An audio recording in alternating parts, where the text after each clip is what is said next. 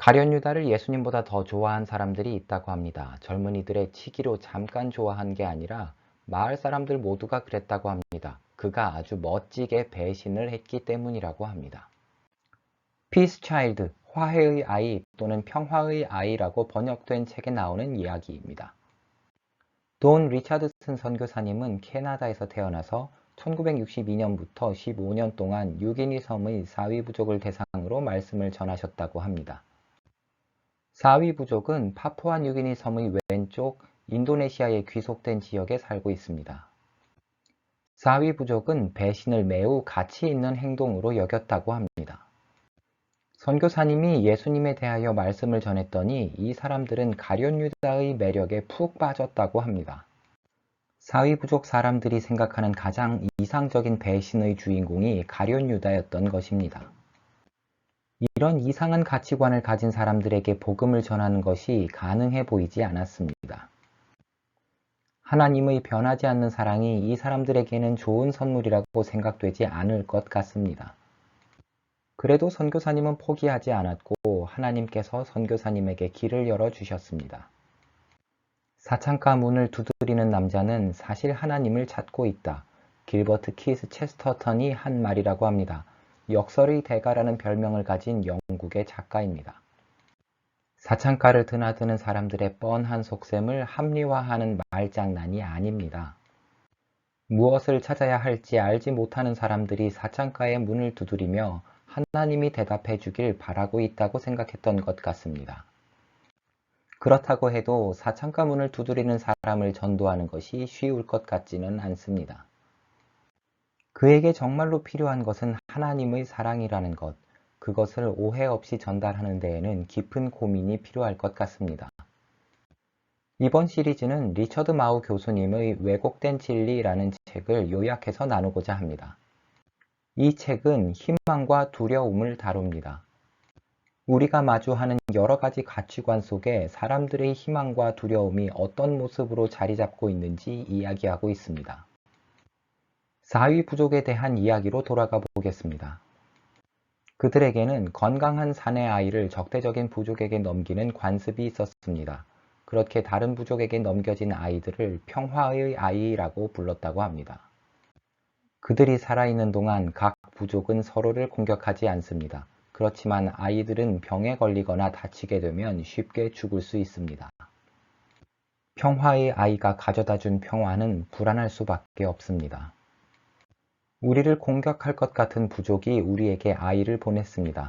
아이가 건강하게 잘 자라면 우리에겐 평화의 희망이 있습니다. 아이가 아파서 죽으면 저들은 쳐들어와서 우리를 죽일 것입니다. 선교사들은 이 관습에서 영감을 얻어 하나님의 말씀을 전할 방법을 찾았습니다.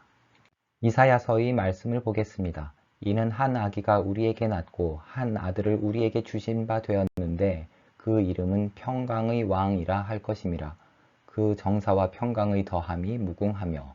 이사야서 9장 6절에서 7절까지의 말씀입니다. 리차드슨 선교사님은 다음과 같은 말을 사위 부족에게 전했다고 합니다. 여러분은 자기 아들을 평화의 아이로 보내는 고통을 겪지 않아도 됩니다.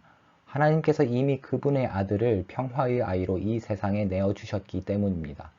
이 아이는 다치거나 병들어 죽지 않습니다. 여러분의 평화는 더 이상 불안한 것이 아닙니다. 우리가 전하는 예수 그리스도가 바로 평화의 아이입니다. 전도를 잘 하려면 믿음의 세계와 믿음이 없는 사람들의 세계의 차이점을 잘 알아야 한다고 합니다. 성경도 잘 알아야 하지만 전도의 대상이 되는 사회도 잘 알아야 합니다. 리차드슨 선교사님은 하나님의 말씀과 사위인의 사고방식 사이에 일치하는 점을 찾아냈습니다. 이런 노력은 해외의 선교사님들 뿐만 아니라 우리에게도 필요합니다. 기독교 교리에 동의하지 않는 사람을 만나면 맞서 싸우려는 사람들이 가끔 있습니다. 교리에 대한 확신을 갖는 것이 중요한 것은 맞습니다. 이단에 대해서는 맞서 싸워야 할 때도 있습니다. 그러나 교리를 받아들이지 못하는 사람들의 이유도 생각해 보는 것이 좋겠습니다.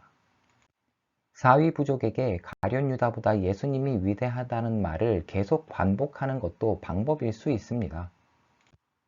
그러나 배신이 더 좋은 것이라고 생각하는 사람들의 희망과 두려움을 이해한 것이 더 효과적이었습니다. 교회에 다니지 않는 사람들은 기독교 교리와는 상충되는 사고방식을 가진 경우가 많습니다. 인본주의, 미신에 대한 집착, 비관적인 생각, 상대주의 같은 것들입니다. 이런 사고방식에 동조할 수는 없더라도 나쁜 것이라고 배척하기만 하면 놓치게 되는 것들이 생깁니다. 예를 들자면 동성애자에 대한 지나친 비난이 그렇지 않을까 싶습니다. 저는 동성애 때문에 고민하는 사람들의 문제를 이해하지 못합니다. 이해하지 못하니까 동성연애자가 죄에 대한 어마어마한 열망이 있는 것이라고 말하지 못합니다. 10계명에는 간음하지 말라는 계명도 있지만 거짓 증거하지 말라는 계명도 있습니다. 동성애자가 차별을 받지 않으면 우리 아이들이 동성애자가 된다는 논리는 거짓말이라고 생각합니다. 다만 어리석고 지각 없는 논쟁이 되지 않도록 주의가 필요합니다. 디모데후서 2장 23절입니다. 어떤 사람들은 자기가 궁금해하는 모든 질문에 하나님이 답을 줘야 한다고 주장합니다. 본인의 지적 욕구를 만족시키고 싶은 분들께서는 이번 시리즈에서 별로 재미를 느끼지 못하실 것 같습니다. 대신 어떻게 하면 하나님의 지혜와 힘에 대해 우리가 아는 바를 잘 표현할 수 있을지 고민하면 좋겠습니다. 그것이 우리가 스스로 지어낸 생각에 의존하지 않도록 노력하는 방법일 것 같습니다.